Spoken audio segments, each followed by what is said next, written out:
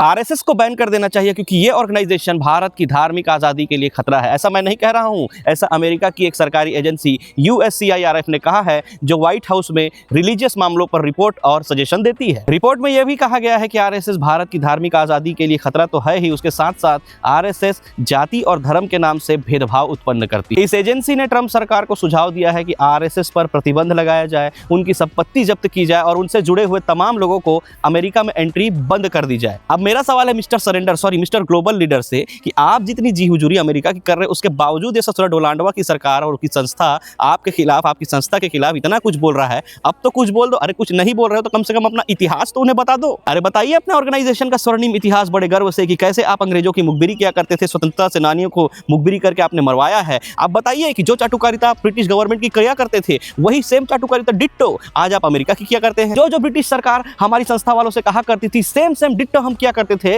वैसे ही सेम जो अमेरिका आज हमसे कह रहा है, वैसे ही डिट्टो आज हम कर रहे हैं। ट्रंप ने 60 से ज्यादा बार कहा कि मैंने सरेंडर करवाया, मैंने सीज फायर कराया, आप चुप बैठ गए। उसने कहा नाचोगा, मतलब टैलेंट दिखाओ, आप जाके टैलेंट दिखा कर आ गए। उसने टैरिफ लगाया, आप चुपचाप बैठ गए। उसने कहा रशिया से तेल मत खरीदो, आप चुपचाप बैठ गए कि हम नहीं खरीदेंगे। उसने कहा आप 30 दिन के लिए खरीद लो बेटा, आप फिर चुपचाप 30 दिन के लिए तेल लेने चले गए। आरएसएस को बीजेपी की मां कहा जाता है और हमारे विश्वगुरु आप अमेरिका के इतने कर्मठ, जुझारू, लोकप्रिय, संघर्षशील, चाटुकार व्यक्ति बन के बैठे हुए हो, उसके बावजूद अमेरिका आज आपकी मां जैसी इस ऑर्गेनाइजेशन संस्था को ऐसा बोल रहा है, उस पर भी आप चुप हो। कसम से अगर मैं आरएसएस में होता ना तो आज चुप नहीं बैठता, जवाब जरूर देता। क्योंकि जिस संस्था की शाखा में आप झाड़ू लगाते थे, वहां से लेकर आज आप पूरे देश के लोगों के जेब, बैंक अकाउंट और सेविंग पर झाड़ू लगाने के पद तक उस संस्था ने आपको पहुंचाया। और उस संस्था के बारे में अगर अमेरिका आपको कुछ बोलेगा या अगर मैं आपकी तरह बनता और मुझे कुछ बोलता तो मैं तो चुप ना बैठता भाई। पता नहीं आपका कब खून खौलेगा रे तेरा। वैसे मुझे तो हंसी आती है कि अमेरिका को 75 साल से ज्यादा लग गए आरएसएस की सच्चाई जानने के लिए। हमारे सरदार पटेल जी वाकई मोस्ट टैलेंटेड व्यक्ति थे।